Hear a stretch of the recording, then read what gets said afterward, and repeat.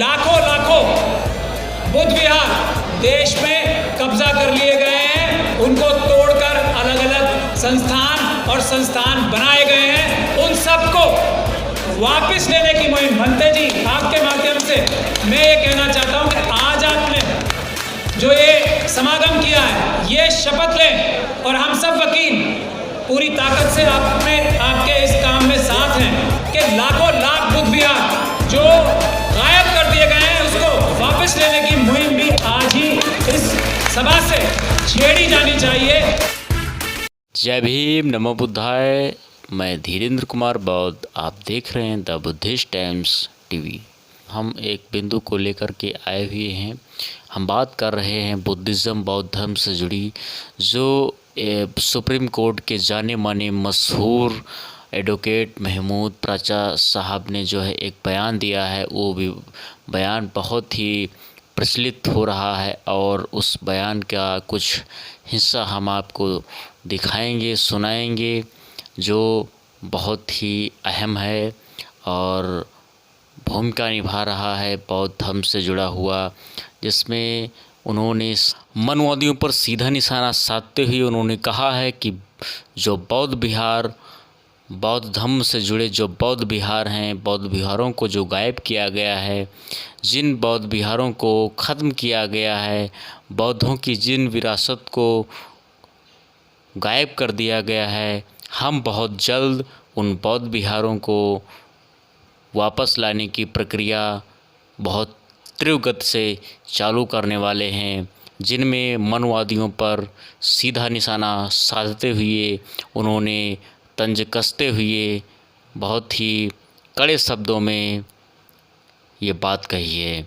जी हाँ, हम अब बौद्ध धर्म से जुड़ी हुई जो बात महमूद प्राचा साहब ने कही है, जो सुप्रीम कोर्ट के सबसे बड़े वकील हैं, हम आशा करते हैं, आशा ही नहीं विश्वास भी है कि बौद्ध धर्म की विरासत एक बार फिर पुनः वापस आने वाली है। जो बौद्ध विहार, जो बौद्ध धर्म की विरासत है, वो फिर से वापस आने वाली है, क्योंकि इनमें बहुत बड़े बड़े दिग्गज, बहुत बड़े बड़े महान हस्तियाँ इनमें एक बार फिर से बौद्ध धर्म की विरासत को वापस लाने के लिए जुट चुकी हैं। जी हाँ, देखते हैं आखिर क्या क्या कहा है महमूद प्राचा साहब, जो सुप्रीम कोर्ट के सबसे बड़े वकील हैं। चलते हैं सीधा वीडियो की तरफ। प्यार भरा आपको जय भीम, नमो बुद्धाय और सलाम वालेकुम। हमारे देश में बहुत ध्यान से सुनने की बात है, दो ही गुट हैं। एक है मनुवाद और एक है अम्बेडकरवाद। ये बहुत ध्यान से सुनने की बात है। मनुवाद एक ऐसा राज चाहता है, एक ऐसा निज़ाम चाहता है जो मनुस्मृति के द्वारा लागू किया जा सके। अम्बेडकरवाद एक ऐसा निज़ाम चाहता है जो भारत के संविधान से लागू किया जा सके और जिसे सारे विश्व के जितने भी बड़े बड़े धर्म मान्यताएं हैं सब मानती हैं। जो दो बड़े बड़े प्रिंसिपल्स हैं, एक समानता यानी कि बराबरी और दूसरी इंसाफ। इसीलिए मैं अपने आप को बहुत सौभाग्यशाली मानता हूं कि मुझे यहाँ आज बुला के आप लोगों ने मेरा मान बढ़ाया।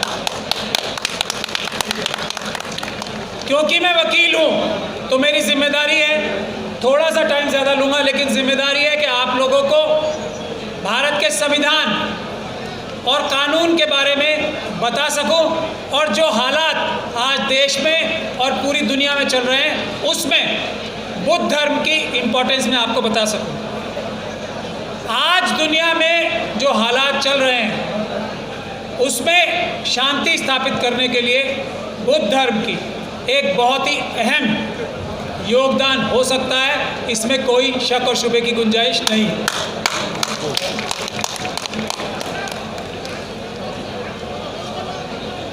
बुद्ध धर्म मनुवाद के खिलाफ जैनिज्म के बाद सबसे बड़ा आंदोलन था और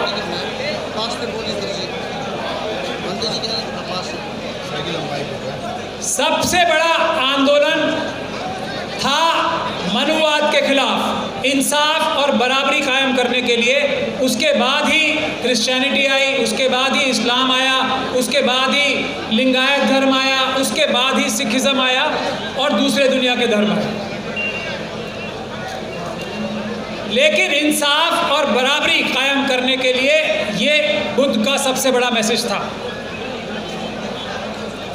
सम्राट अशोक से बुद्ध धर्म फैला पूरी दुनिया में, लेकिन सम्राट अशोक के वंशजों को छल और कपट से समाप्त करके मनुवाद की स्थापना दोबारा भारत में की गई। आज भी वही समय है जब बाबा साहब डॉक्टर भीमराव अंबेडकर ने मनुस्मृति को जला के जिस संविधान को बनाया था उसको दोबारा खत्म करके मनुवाद यानी कि हिंदू राष्ट्र बनाने की कोशिशें जारी हैं। लेकिन मनुवाद हमेशा हारेगा, अंबेडकरवाद हमेशा जीतेगा। क्योंकि अब देखिए दो सेनाएं हैं, एक तरफ है छल कपट और ताकत और इच्छा के सबका हक मारकर कुछ लोगों मुट्ठी भर लोगों के हाथ में कर दिया जाए। दूसरी तरफ हम सब लोग हैं अम्बेडकरवादी। हम क्या कहते हैं? सबके लिए इंसाफ, सबके लिए बराबरी। तो हमारे साथ सच है और हमारे साथ है न्याय और बराबरी, संख्या। हम अपनी संख्या से और अपने सच से इन लोगों के झूठ को, छल को, कपट को, लालच को हराएंगे, ऐसा आप लोगों को विश्वास होना चाहिए। बुद्ध धर्म से इसीलिए मनुवाद की चिढ़, नफरत, परेशानी सबसे ज़्यादा है। आप लोगों को मुझसे ज़्यादा ये मालूम होगा कि लाखों बुद्ध विहार देश में कब्जा कर लिए गए हैं, उनको तोड़कर अलग अलग संस्थान बनाए गए हैं। उन सबको वापस लेने की मुहिम, भंते जी आपके माध्यम से मैं ये कहना चाहता हूँ कि आज आपने जो ये समागम किया है, ये शपथ लें और हम सब वकील पूरी ताकत से आपके इस काम में साथ हैं कि लाखों लाख बुद्ध विहार जो गायब कर दिए गए हैं उसको वापस लेने की मुहिम भी आज ही इस सभा से छेड़ी जानी चाहिए, ऐसा मैं निवेदन करना चाहता हूँ। हम पूरी वकील कम्युनिटी आपके साथ खड़े हैं, ये मत समझिएगा। पूरे बहुजन समाज के सभी वकील, भानु प्रताप जी मेरे साथ यहाँ पर मौजूद हैं, हम सब आपका साथ नहीं देंगे बल्कि आपसे आगे बढ़कर इस लड़ाई को लड़ेंगे। लेकिन ये लड़ाई छेड़ना सबसे महत्वपूर्ण, सबसे जरूरी है, इस लड़ाई को छेड़ा जाए। एक रिजर्वेशन की बात की जाती है और अभी दिल्ली में जो शपथ ली थी बाबा साहब ने, कुछ लोगों को बाबा साहब की तस्वीर से प्यार आ रहा है, बाबा साहब के कथन से प्यार नहीं है। जिन लोगों को तस्वीर प्यारी है उन लोगों को बाबा साहब की शपथ भी प्यारी होनी चाहिए। पहली बात तो ये, क्या सिर्फ तस्वीर अच्छी लगती है? कहना नहीं बाबा साहब का, कथन अच्छा नहीं लगता? ये कौन सा दो मुई कैरेक्टर है? ये क्या बात है? इसको आवाज़ उठाना ज़रूरी है। अगर बाबा साहब की तस्वीर को मानते हो तो बाबा साहब के कहने को भी मानना पड़ेगा, सबको मानना पड़ेगा, प्यार से मानना पड़ेगा, नहीं तो संविधान के डंडे से मानना पड़ेगा। इसमें कोई शक और शुबे की गुंजाइश नहीं रहनी चाहिए। कोई दबाव और प्रेशर नहीं बना पाएगा बाबा साहब की बातों पे अमल करने से। इस सब के लिए भी हम वकील कम्युनिटी आपके साथ खड़े हैं। बिल्कुल निडर होके बाबा साहब के दिखाए हुए रास्ते पर हम सबको चलना है। किसी की मजाल नहीं है, किसी की ताकत नहीं है जो हमें रोक लेगा। ये ऐलान मैं यहाँ से करना चाहता हूँ। मेरे साथ एडवोकेट गौतम भी मौजूद हैं, भानु प्रताप जी तो हैं ही, मौर्य जी मौजूद हैं। हम लोग मिलके पूरे देश में SC, ST और मुस्लिम, सिख, क्रिश्चियन, बौद्ध वकीलों की एक पूरी फौज खड़ी करेंगे इस लड़ाई को लड़ने के लिए। और ये जिम्मेदारी सबसे ज़्यादा हम एडवोकेट मौर्य साहब की क़यादत में देना चाहते हैं इनको, और इन्होंने ये जिम्मेदारी लेने के लिए हाँ भी की है। आखिरी बात मैं आप लोगों से ये बोलना चाहता हूँ कि एक रिजर्वेशन है। रिजर्वेशन बुद्ध समाज के लोगों को अच्छी तरह से समझ के रहना चाहिए इस बात को।